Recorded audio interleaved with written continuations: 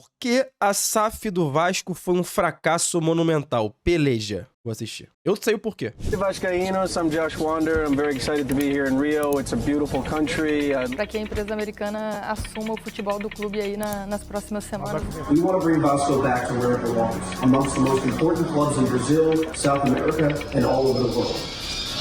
Em março de 2022, quando tava Caralho, mano, todo mundo caiu no papinho desse cara, velho. Eu também caí. Puta que pariu, que merda.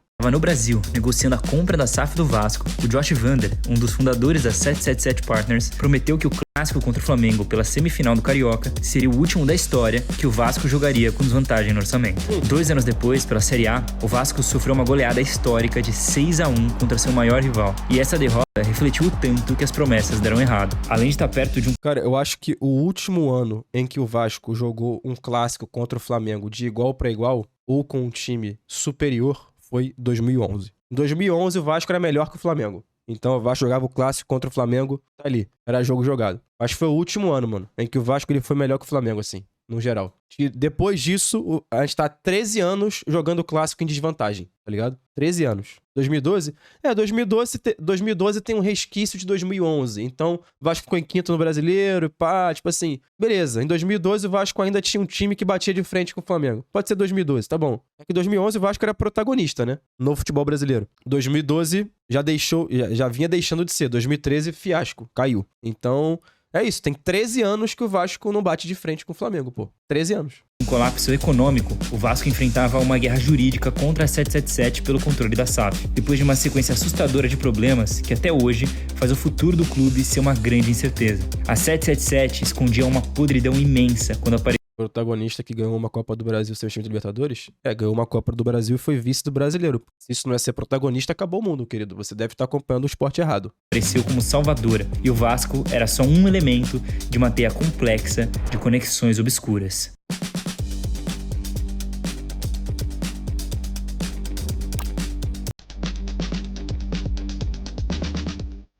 Em 2025 começou intenso para os vascaínos. Em fevereiro, a Justiça aceitou o pedido de recuperação judicial do Vasco, um processo que serve para salvar empresas da falência e renegociar dívidas. Com uma de 1,4 bilhão de reais, esse mecanismo dá um respiro para o clube, que tem um tempo para apresentar um plano de pagamento para quem ele está devendo, enquanto é protegido de cobranças na Justiça e da penhora dos seus bens, como o estádio. Outros clubes já passaram por isso, mas o caso do Vasco é inédito no Brasil, já que o pedido de recuperação também era para a SAF, já que as dívidas foram transferidas para o clube empresa. Geralmente, o clube associativo fica com a dívida no seu nome e a empresa nasce zerada, o que traz algumas vantagens. Mas a SAF do Vasco já nasceu devendo 700 milhões. E esse é só um detalhe de uma tragédia anunciada que começou alguns anos antes. Muito doido, né, moleque? Recent investments into the international football franchises are reflective of this strategy. Because when we see the oldest football club in Italy, sure, we envision packed stadiums and future trophies too, but we see an international brand with a new story to tell. A 777 Partners foi fundada em 2015 em Miami por Josh Vander e Steve Pasqua e investia em vários setores, como aviação, seguros, mídia e entretenimento. Até pouco tempo atrás, eles eram desconhecidos no mundo do futebol. Compraram uma parte minoritária do Sevilla em 2018, mas só investiram pesado mesmo em 2021, com a compra de 99% do Genoa, o clube mais antigo da Itália. E aquele 1% vagabundo, ficou com quem? Em 2022, a expansão começou, com o Standard Liège da Bélgica. Caiu no papinho no 777, como é que não cai, cara? Assim, por mais que o Vasco pudesse ter averiguado melhor e ter chegado à conclusão que era uma empresa fraudulenta, meu irmão, o Vasco não tinha alternativa, cara. É um time, fadado ao insucesso, porque tem uma gestão política há décadas patética e pavorosa.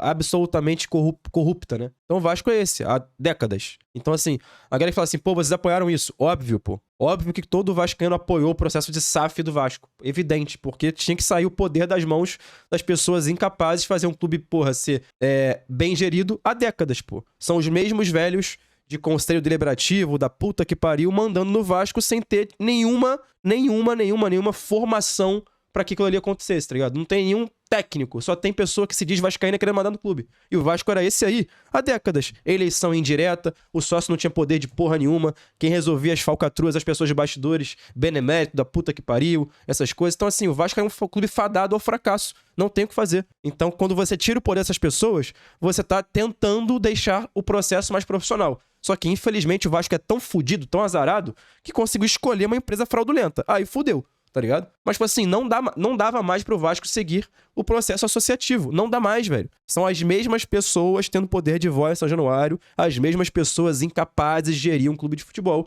que deixaram o Vasco mergulhado em 1,4 bilhões de dívida em um time que deixou de ser protagonista nos anos 2000, tá ligado? Por conta desse insucesso político do Vasco, entendeu? Não tem o que fazer. A política do Vasco é constrangedora. O Vasco, há 25 anos, é feito de forma amadora. Então, não tinha alternativa. Vocês apoiaram isso? Sim. Que o Vasco era SAF? Sim. Qual era a alternativa? Era 777? Vamos ver qual é. Só que o Vasco conseguiu não cumprir. O Vasco é tão incompetente que o Vasco não conseguiu cumprir os passos a passos ali do processo de SAF para entender que talvez não fosse uma boa escolha 777 e talvez optar por um projeto que fosse mais, como é que eu posso dizer? Bem avaliado, tá ligado? Porque o Vasco é impressionante, É impressionante. Nada funciona nesse clube, tá ligado? Então, tem pra onde fugir. E o protagonismo de 2011... Caralho, foi uma cagada homérica do Vasco ali, cara. Achou uns jogadores que deram certo na Série B. O Dedé virou um deus grego, jogador que tava no Volta Redonda.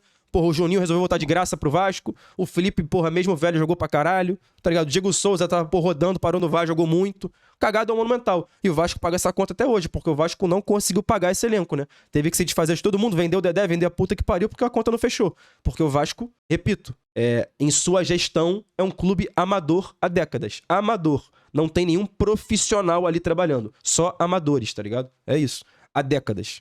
É esse que é o Vasco.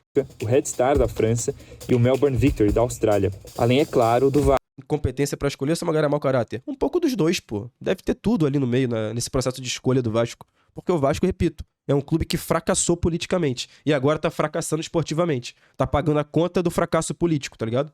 É isso. É uma bagunça política, um clube que fracassou politicamente e que agora esportivamente paga essa conta. Porque nem o processo de SAF que tiraria a política de dentro das mãos das pessoas que foram um fracasso de gestão conseguiu acertar. Porque até o processo de SAF foi um fracasso. Então é impressionante. Não tem pra onde fugir, tá ligado? Vasco. Existia um padrão de clubes com grandes histórias nos seus países, mas que não estavam nas melhores condições e que para eles pareciam negócios com muitas possibilidades de retorno. Em 2023, eles queriam subir o nível, entrando na elite do mercado europeu, com o Hertha Berlim e o Everton. Mas as dúvidas sobre a saúde financeira da 777 só aumentavam.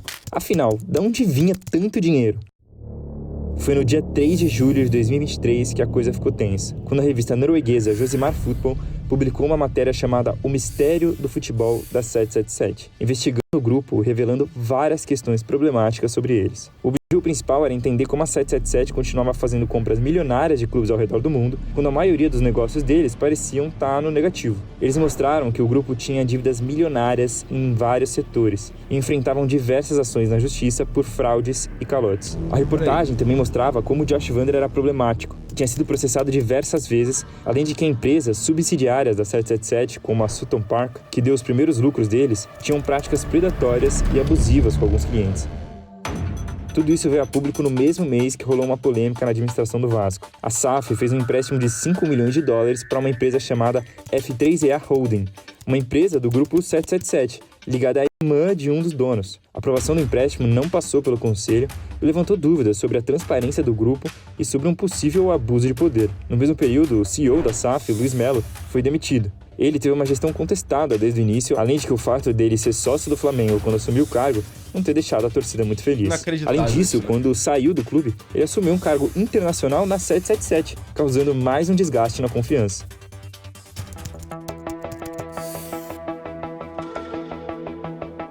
A investigação da Josimar mudou o jogo, mas tinha uma galera que ainda não acreditava nessa revista desconhecida no Brasil. Já na Inglaterra, a 777 ainda tentava concluir a compra do Everton, porque a Premier League, que estava de olho nessas bizarrices, pediu garantias econômicas que eles pareciam não conseguir cumprir. Mexer com a liga mais poderosa do mundo concentrou ainda mais atenção no grupo. Em outubro de 2023, enquanto o Vasco esperava por um pagamento atrasado de 36 milhões de reais à 777, o New York Times também publicou uma investigação sobre as inconsistências deles.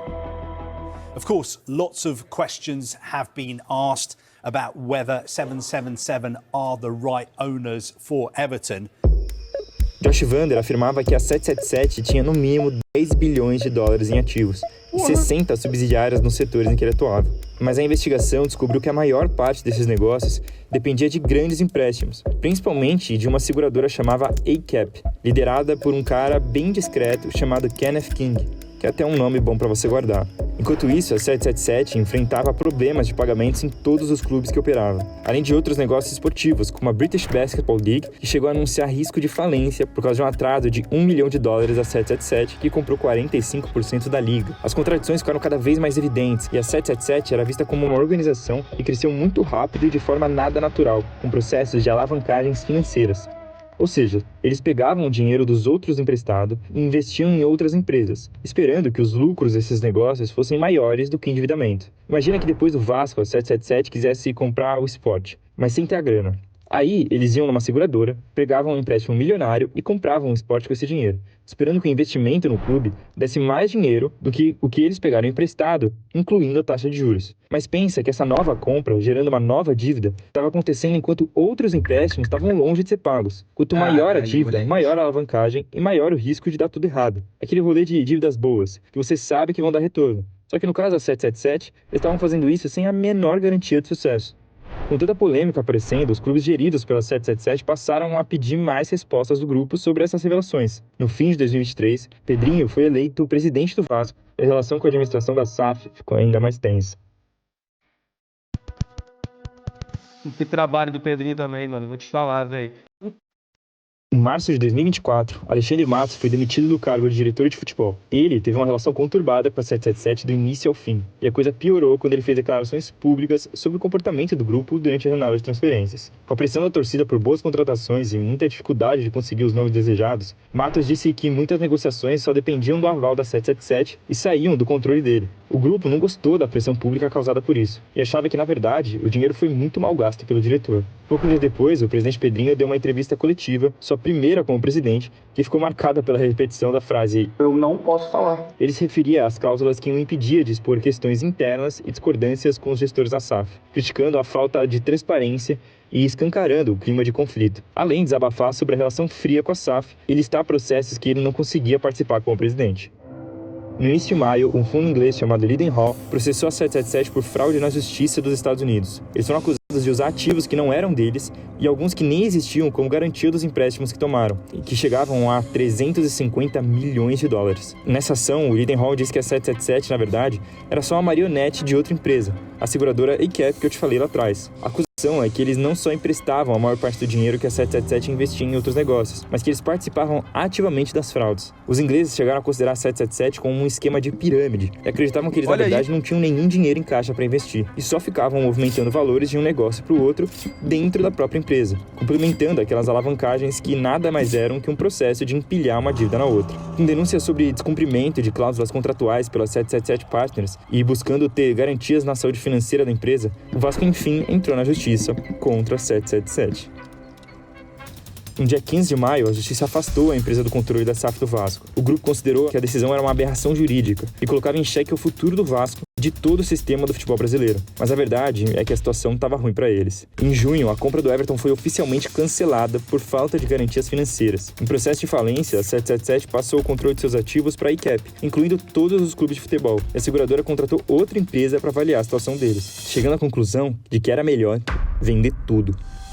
Com a experiência de uma solução rápida, o Vasco fez um acordo com a ACAP para buscar um novo comprador para a SAF, suspendendo a ação contra a 777 na justiça por 90 dias. Mas é claro que depois de tudo isso, não tá fácil de achar alguém interessado em comprar um clube com boas propostas. Apesar da 777 ter comprado 70% da SAF do Vasco, com todas essas disputas, os pagamentos nunca chegaram aos 700 milhões prometidos, e a fatia das ações que ficaram nas mãos da ACAP corresponde aos 310 milhões que o clube recebeu, ou seja, 31%, e os outros 69% pertencem ao Vasco Associativo. Para piorar, a batalha da Lidenhall contra a ACAP sobre a negociação dos ativos da 777 continuava, e do nada, os vascaínos precisaram se preocupar com duas empresas internacionais que há pouco tempo atrás eles nem conheciam. Na onda interminável de cobranças... É muito difícil, mano, porque agora é um cenário muito complicado que um investidor vai querer se colocar, né? Num cenário bastante conturbado, de instabilidade política. Tu vai comprar agora, tá ligado? Qual vai ser a tua garantia que não vai dar merda? É muito duro, pô. O Vasco se fudeu de verde e amarelo nessa aí. A KPMG empresa de consultoria que foi responsável por várias partes da negociação entre 777 e o Vasco, também apareceu pedindo mais 5,3 milhões de reais pelo serviço, em um processo que acabou tornando públicos os documentos do contrato da SAF do Vasco depois de 2 anos do acordo. O detalhe é que a KPMG foi uma das empresas que mais incentivaram as SAFs no Brasil, tendo muitos interesses financeiros nisso. Apesar de se tornar referência no assunto, de certa forma ela também falhou em checar as garantias financeiras da 777, que na verdade escondia uma dívida milionária durante todo esse tempo. No fim, uma gestão empresarial que foi feita para melhorar a condição financeira do clube acabou aumentando a dívida em 350 milhões de reais. Um relatório interno do Vasco em 2000... Cara, o Vasco, caralho, cara, que clube amaldiçoado, mano. Como é que pode isso, cara? Como é que pode, mano? É amaldiçoado o Vasco, velho. Que loucura, cara. O torcedor tem que estar puto mesmo, mano. Com razão, mano. 2025, revelou que a 777 só pagou 18% dos valores que deveria, enquanto esteve no controle, incluindo pagamentos de transferências, direitos econômicos e comissões. A Justiça considerou que a 777 fez uma gestão temerária, ou seja, com uma imprudência e irresponsabilidade que prejudicaram a instituição. Por isso, o Vasco também disse que vai em busca de uma indenização. A luta está longe de acabar.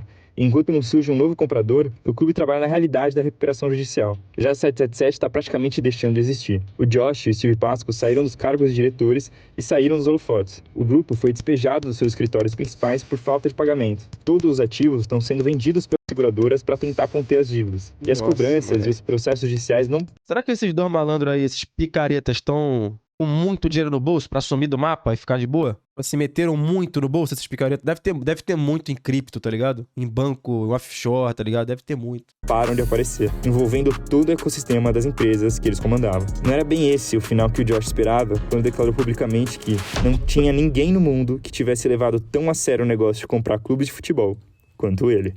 Que desgraçado, moleque. Cara, vou te falar, é muito duro, velho. Que tristeza ver tudo isso, mano. Que tristeza, rapaziada.